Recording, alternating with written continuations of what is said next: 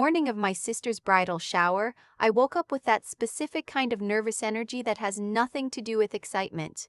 My stomach knew something my brain was still pretending not to. I should have listened to my stomach. My name is Vivienne. Vivienne Cole. I was 31 years old, working as a structural engineer at a mid-sized firm in Columbus, Ohio, and I had been engaged to a man named Fletcher Hartwell for 14 months. 14 months of meeting his family at their lake house in Michigan. 14 months of learning which fork to use at Sunday dinners that felt less like meals and more like auditions. 14 months of watching my mother smooth her skirt with nervous hands every time his mother, Margot, walked into a room. Margot Hartwell. I need you to understand something about her before I tell you the rest of this. She was not a cruel woman in an obvious way. She didn't yell, she didn't throw things.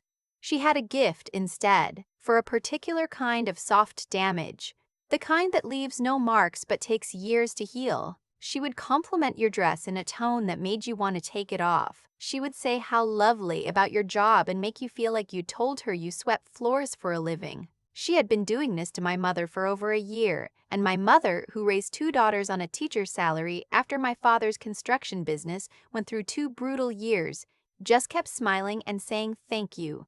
That's who my mother is. She says thank you when people hand her the wrong change. She apologizes to furniture when she bumps into it. She stayed up 3 nights in a row once when I had mono in 7th grade, pressing cold washcloths to my forehead and reading me chapters from Little Women, even though she had school the next morning.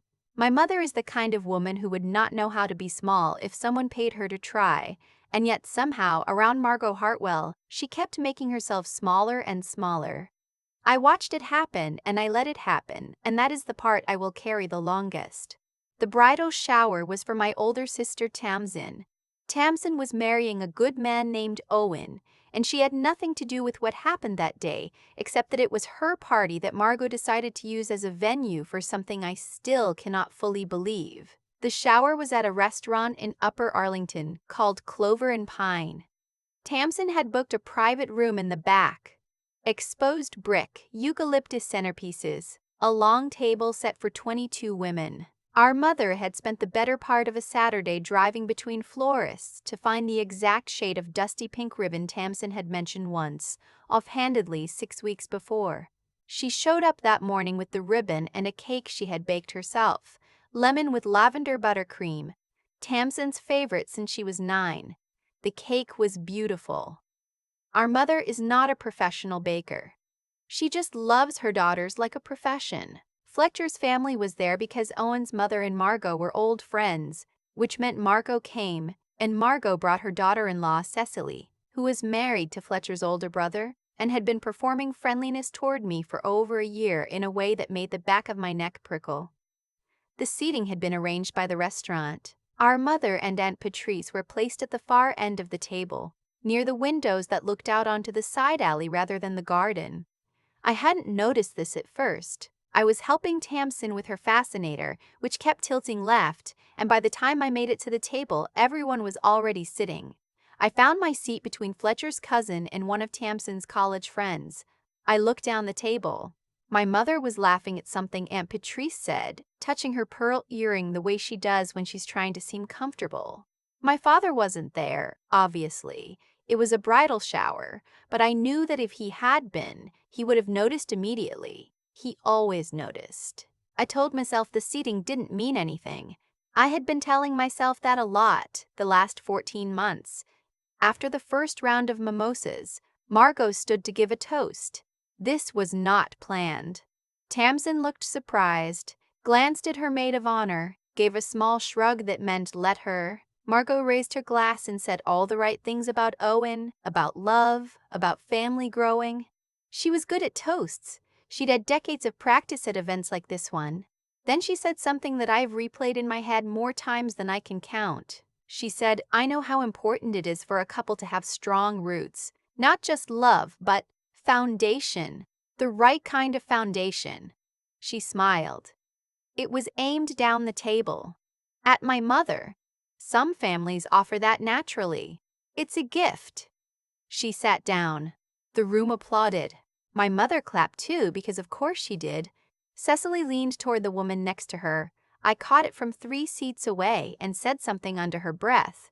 The woman gave a small, polite laugh. I do not know exactly what Cecily said. I have a very good idea. I looked at my mother. She was still smiling. Her smile had changed, though. The corners of it had gone tight in a way that only I would recognize, because I've been reading that smile my entire life.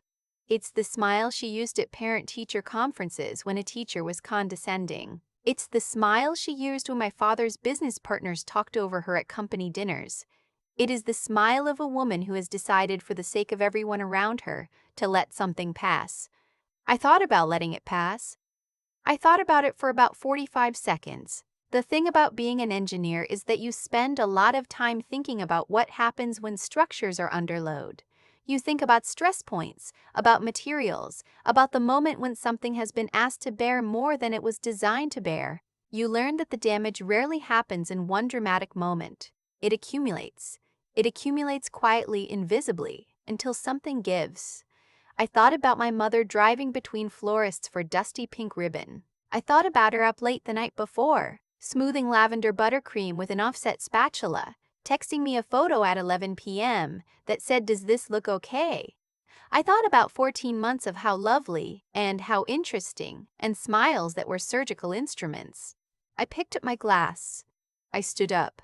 I want to be honest about what happened in my body in that moment, because I think people imagine that standing up is easy once you've decided to. It is not. My hands were shaking. My voice, when it came out, was about 30% steadier than I felt. But it came out. I said, "I'd like to say something too, if that's okay." Tamsin looked at me. Her expression said Vivienne. I gave her the look that said I know, but...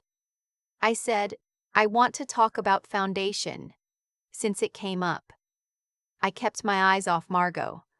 I looked at my mother. The woman at the end of this table drove to 3 different florists last Saturday to find ribbon the exact color my sister mentioned once in passing, probably didn't even remember mentioning. She baked that cake. I pointed at it. Lemon lavender. From scratch. Because Tamsin has loved it since she was 9, and our mother has kept track of every single thing we have ever loved for 34 years without being asked. My mother had stopped smiling. Her eyes were doing something else. She worked 31 years in a public school classroom. She bought my sister's first car with money she saved in a jar on the kitchen counter. She stayed up for 3 nights when I had mono in middle school. Not because she had to, because that is who she is. I paused. That is foundation. The table was quiet. I looked at Margot then. I want to be clear, I did not yell. I did not make a scene in the way scenes are usually made. I said evenly, "I have a lot of respect for this family, and I'm going to keep having it. But I'm done watching my mother be treated like a footnote at tables she's more than earned a seat at. Done." I sat down. There was a beat of silence. Tamsin's maid of honor started clapping, slowly, and then the table followed, unevenly, hesitantly, the way people clap when they're not sure if it's appropriate, but their hands are moving before their social anxiety catches up. Margot did not clap. She looked at her glass. Her face was composed in a way that took visible effort. My mother excused herself to the restroom. I followed her. In the bathroom, she stood at the sink with her hands gripping the edge of it, looking at herself in the mirror. She was crying, not dramatically, just quietly, the way she does most things. She said, "You didn't have to do that." I said, "I know." She said, "She's going to be your mother-in-law."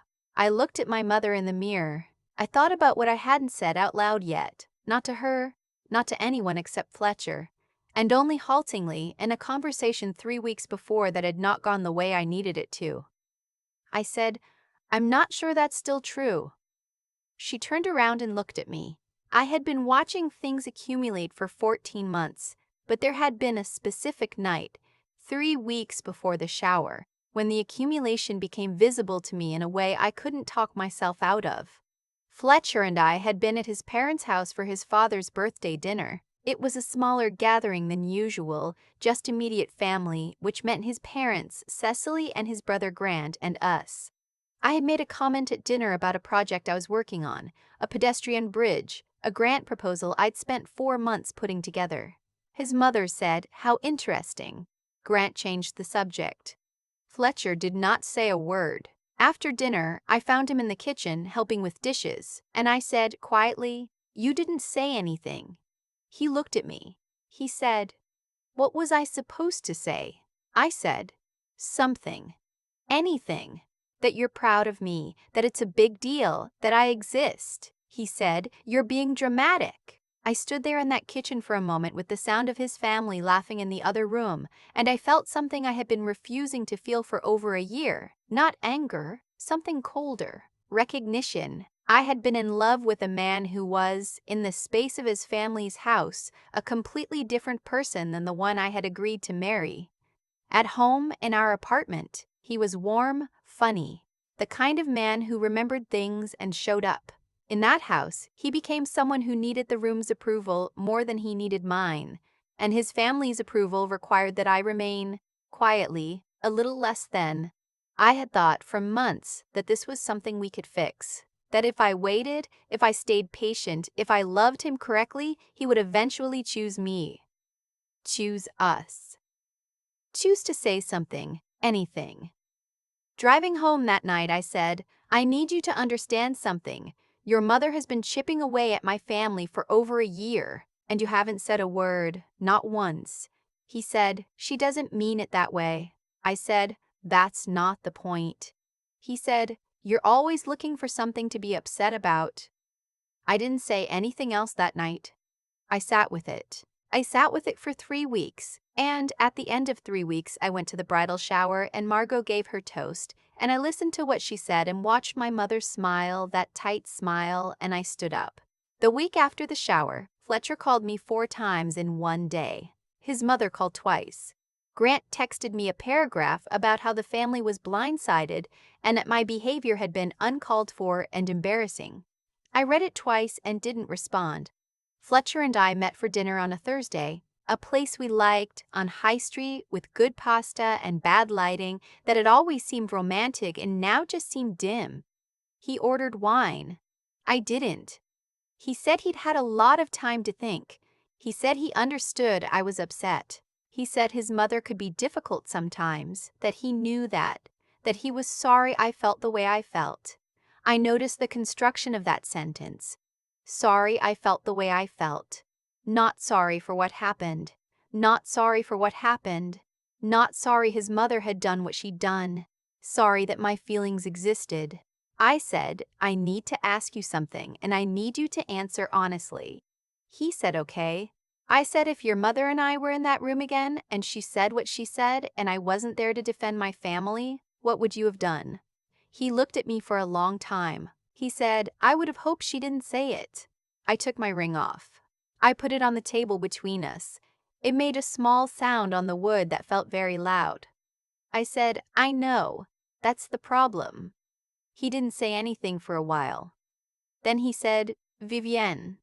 I said, "I'm not angry at you. I want you to know that. I'm just done waiting for you to choose." He said, "That's not fair." I said, "I know it doesn't feel that way." I pushed the ring toward him gently. "Take care of yourself, Fletcher." I left enough cash on the table to cover the bill, which is something my father taught me. Always be able to leave without asking permission.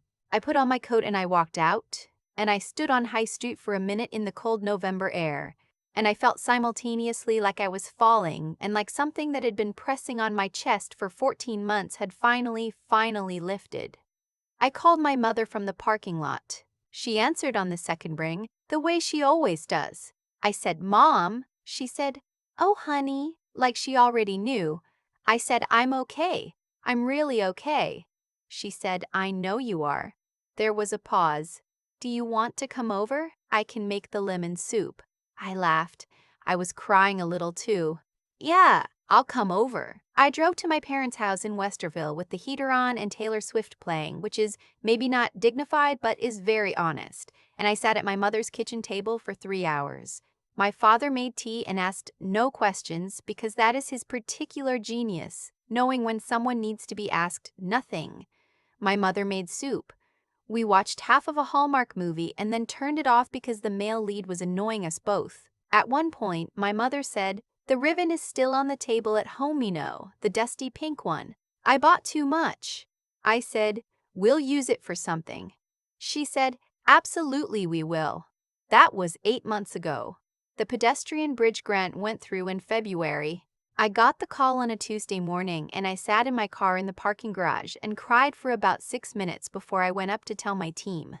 My mother's name is in the acknowledgement section of the proposal because she proofread it twice and caught a math error in the budget appendix that would have been mortifying. I put her in there because she deserved to be there and because I have decided that from now on, the people who show up are going to be acknowledged for it. I am not dating anyone right now. I went on 3 dates in the spring that were fine and led nowhere, which is also fine. I am living in a good apartment with big windows and a kitchen I actually cook in, and I have a very opinionated cat named Bertram, who does not care about anyone's family background or social standing. I think about that afternoon at Clover and Pine sometimes. Not with regret, more with a kind of relief that still surprises me. There is a version of that story where I don't stand up, where I let Margot finish her toast and I smile and clap, and I go home and I tell Fletcher it was fine, and I marry him in June in a beautiful ceremony, and I spend the next 30 years slowly disappearing in rooms where his family is present. I know that version. I can see every detail of it. I lived in its waiting room for over a year. I chose not to walk through the door. My sister got married in September on a Saturday outside at a vineyard about 40 minutes from Columbus. The dusty pink ribbon was on the centerpieces at every table. My mother cried happy tears during the vows and laughed at the reception and danced with my father to an Ella Fitzgerald song, and she did it at the table closest to the dance floor because that's where Tamsin put her. I stood next to my father during the father-daughter dance, and he put his arm around me and he said, without looking at me, "Your mother's had a good year." I said, "Me too, actually." He squeezed my shoulder. He said, "I know." He said it like he'd always known it would be this way, like he'd just been waiting for me to catch up. I think about foundation a lot still, what it actually is versus what people perform it as. I have seen families with the right names and the right houses and the summer homes on Lake Michigan who would let their children drown slowly in someone else's opinion of them and call it love. And I have seen women like my mother who drive to 3 florists for the right shade of ribbon because they have been paying attention their whole lives to what their daughters love. I know which kind of foundation I am standing on. I know which kind of want to build. I've thought a lot about why I waited as long as I did. 14 months is a specific amount of time. Long enough to convince yourself that patience is the same thing as wisdom. Long enough to mistake endurance for love. The honest answer is that I was afraid. Not of Margot, not really. I was afraid of what standing up would cost me. The wedding, the future I had planned, the version of myself that had already half moved into the life I thought I was building with Fletcher. It is easier to look away from something that is hurting you slowly than to name it out loud, because naming it means you have to do something about it. What I've learned, and I mean really learned, the kind that sits in your chest and doesn't leave, is that every time you go quiet when you should speak, you are making a choice. You are choosing the comfort of the room over the dignity of someone you love. I made that choice over and over for 14 months, and every time I made it, something small in me caved a little further in. The moment I stood up at that table at Clover and Pine, I was not being brave. I want to be clear about that. I was shaking. I didn't have a speech prepared. I just finally got tired of the math. Tired of calculating how much of my mother's dignity was an acceptable price for keeping the peace. The answer, I realized, is that it was never an acceptable price. It was never mine to pay with. That's the thing about choosing intelligence over impulse, which is something I had to learn the hard way. Real intelligence isn't knowing when to stay quiet to protect yourself. Real intelligence is understanding the difference between a situation that needs patience and a situation that needs your voice. Margot's toast wasn't a misunderstanding, it was a pattern. And patterns, if you let them run long enough, become the architecture of your life. Fletcher was not a bad person. I want to say that because I think it matters. He was someone who had never been asked to choose, so he never developed the muscle for it. That is its own kind of damage. But his damage was not mine to carry, and the moment I understood that clearly, sitting across from him at that table on High Street, watching him construct a sentence that apologized for my feelings instead of his actions, I understood that some things cannot be fixed with more time or more love. They can only be left. Tamsin's wedding was the best day of that year. My mother danced with my father under string lights, at a table near the dance floor, with dusty pink ribbon on every centerpiece. That is not a small thing. That is what it looks like when the people who deserve the best seat finally get it.